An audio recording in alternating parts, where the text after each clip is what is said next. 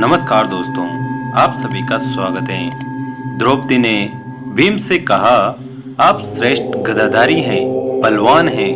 आप गंधमान पर्वत से दिव्य वृक्ष से दिव्य पुष्प लाकर दें। मैंने अपनी वेणी में सजाने हैं। आप समर्थ हैं, ला सकते हैं, लाकर देंगे न दिव्य कमल पुष्प। भीम द्रौपदी के आग्रह को टाल नहीं सके। गदा उठाए और गंधमान पर्वत की ओर चल पड़े। मदमस्त हाथी की तरह किसी तनाव से मुक्त निडर भीम कभी गदा को एक कंधे पर रखते, कभी दूसरे पर रखते, बेफिक्री से गंधमान पर्वत की ओर जा रहे थे। सोच रहे थे, अब पहुंचा कि तब पहुंचा, दिव्य पुष्प लाकर द्रौपदी को दूंगा, वह प्रसन्न हो जाएगी। लेकिन अचानक उनके बढ़ते कदम रुक गए। देखा, एक वृद्ध लाचार और कमजोर वानर मार्ग के एक बड़े पत्थर पर बैठा है। उसने अपनी पूंछ आगे के उस पत्थर तक बिछा रखी है, जिससे रास्ता रुक गया।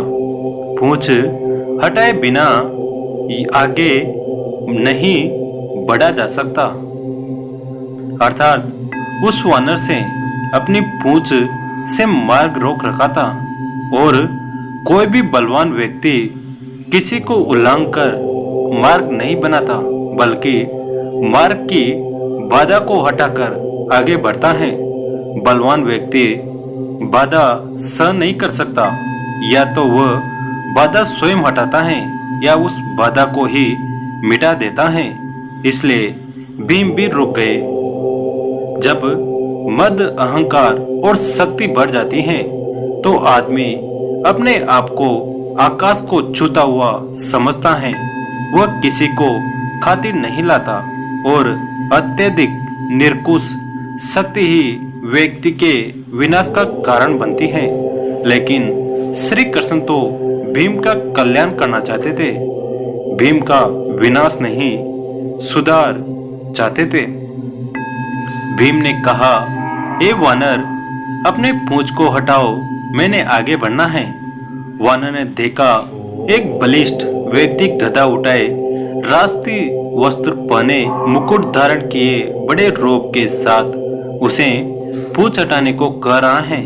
हैरान हुआ, पहचान भी गया, लेकिन चूंकि वह श्री कृष्ण की लीला थी, इसलिए चुप ही हो गया।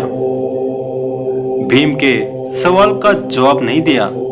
भीम ने फिर कहा, वानर, मैंने कहा न कि पूंछ हटाओ, मैंने आगे जाना है। तुम वर दो, इसलिए कुछ नहीं कह रहा। वानर गंभीर हो गया, मन ही मन हंस दिया। कहा, तुम देख रहे हो, मैं वृद्ध हूँ, कमजोर हूँ, उठ नहीं सकता। मुझमें इतनी ताकत नहीं कि मैं स्वयं अपनी पूंछ हटा लूं। तुम ही कष्ट करो, मेरी पूंछ थोड़ी इधर सरका दो और आगे निकल जाओ। भीम के तेवर कसे, गदा कंधे से हटाई, नीचे रखी।